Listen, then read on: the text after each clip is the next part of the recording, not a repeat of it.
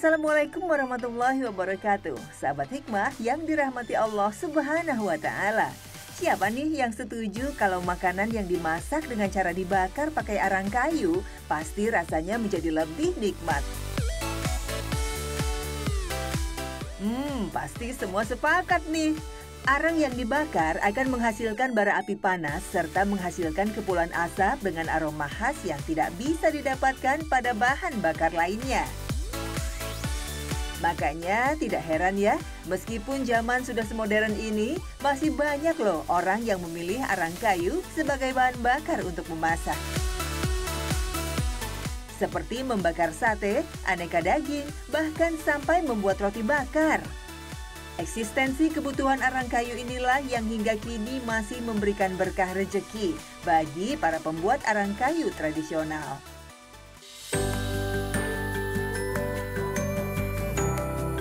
Contohnya seperti dua orang lanjut usia ini yang sudah lebih dari 50 tahun menggantungkan hidupnya dari hasil penjualan arang kayu. Seperti inilah kesibukan kakek Penjong dan kakek Kunte, dua orang kakak beradik yang masih setia menekuni pekerjaannya sebagai pembuat arang kayu tradisional sejak tahun 1970. Sedari pagi, dua orang lansia ini sudah harus berkeliling menyusuri kebun dan hutan untuk mencari bahan baku kayu pohon di sekitar tempat tinggal mereka di sekitar Bambu Apus, Jakarta Timur.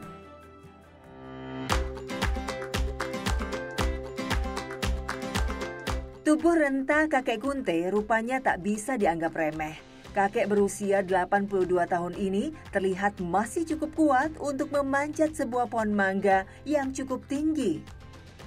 Perlahan kakinya menaiki anak tangga bambu hingga akhirnya sampai di atas pohon. Tangan tuanya dengan gesit segera memotong beberapa batang dan ranting kayu dengan menggunakan sebuah gergaji manual. Ya, itu bang. Sedangkan kakek Penjong, pria berusia 77 tahun ini, bertugas di bawah untuk mengambil dan memangkas kayu-kayu yang sudah berjatuhan, serta memisahkan ranting dengan daunnya.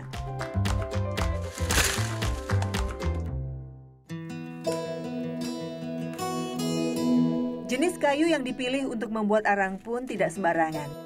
Kakek biasanya memilih batang pohon yang bertekstur keras dan padat, seperti pohon rambutan, mangga, sawo, dan akasia.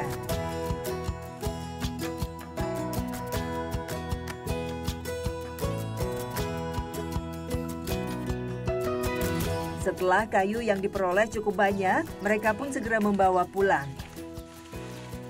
Biasanya, kakek Kunte yang bertugas memikul kayu, sedangkan kakek Penjong akan memanggul daun dan ranting-ranting kecil.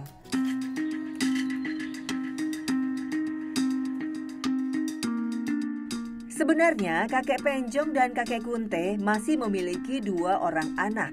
Namun karena kondisi perekonomian anak-anaknya juga terbatas, maka kedua lansia ini memutuskan untuk tetap bekerja di usia senjanya agar tidak membebani dan merepotkan anak cucunya. Kita masih, walaupun usia kita udah lanjut, kita masih ada tenaga. Ya, kita daripada kita bengong, hitung-hitung kita olahraga ada hasilnya. Badan sehat.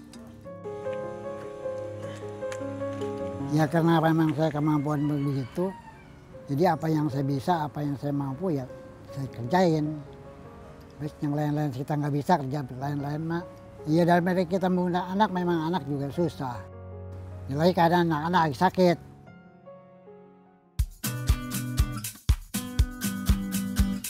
Sahabat hikmah, proses pembuatan arang ini masih sangat panjang loh. Kayu hasil tebangan ini harus dijemur terlebih dahulu sampai setengah kering agar nanti mudah untuk dibakar dan dapat menghasilkan tekstur arang yang pas dan bagus. Setelah semua bahan siap, barulah proses pembuatan arang kayu bisa dilakukan. Meskipun masih dibuat dengan cara yang tradisional, namun pembuatan arang kayu ini cukuplah rumit. Karena ada teknik khusus untuk menyusun dan membakar kayunya.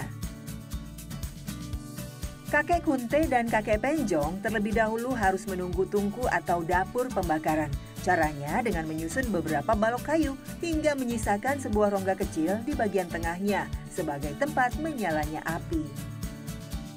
Lalu untuk bagian sampingnya akan dipasang beberapa lembar seng atau asbes sebagai penahan kayu agar tidak menyebar saat proses pembakaran nanti. Kasih rumput, dikasih lagi tanah, baru disundul, dibakar. Dia kalau nggak dikasih tanah, keluar api nggak jadi areng. Gitu. Jadi harus benar-benar itu rapat. Hanya asapnya jangan terlalu gede. Harus asap kecil yang makan kayu ini bara gitu. Begitu jebol ke atas kan nggak jadi areng. Jadi prosesnya juga 4 malam sampai 5 malam kalau kayu kering.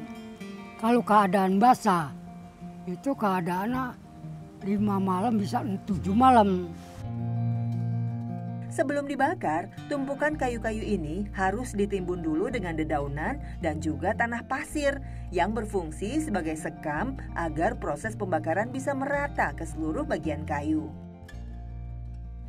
Nah, terakhir tinggal dinyalakan api di bagian lubang tungku paling bawah sambil terus menjaga api agar tetap bisa menyala dengan baik hingga semua kayu bisa terbakar sempurna. Ya, saraca kalau kerjaan areng itu bukan kerjaan mudah sih. Itu kerjaan termasuk kerjaan kasar. Kedua juga memang capeknya luar biasa, namanya kerja kayu. Harus kita hati-hati lah gitu megang kayu. Saya rasa anak-anak sekarang nih kebanyakan gak mau. Sudah udah masing-masing pekerjaannya. Dia bilang capek, kotor.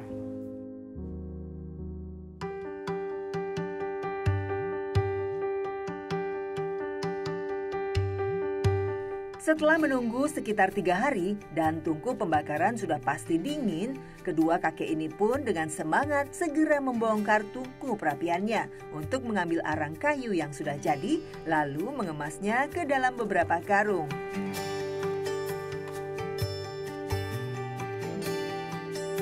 Jika sedang mujur, arang kayu ini bisa langsung dibeli oleh pelanggan yang sudah memesannya dengan harga Rp50.000 untuk 1 karungnya.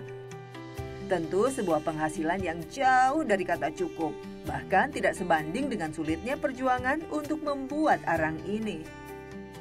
Meskipun harga jual arang yang kini semakin murah, kakek Penjong dan kakek Kunte masih sangat bersyukur karena hingga hari ini masih ada orang yang membutuhkan hasil karyanya ini. Setidaknya mereka masih bisa meraup sedikit rezeki demi tetap bisa bertahan hidup. Ya memang sih harganya sih nggak seberapa. Kalau arang, diakuin memang adanya paling rendah lah dagang arang. Karena memang kita kebiasaan kita ngarang, ya mau nggak mau kita kerjain. Gitu. Ya ada hasilnya gitu, sedikit banyak ada hasilnya.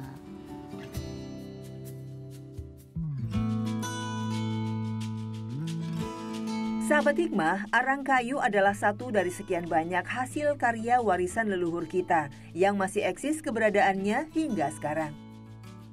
Meskipun terbilang kuno, namun manfaat besar dari arang kayu masih bisa kita rasakan hingga masa sekarang.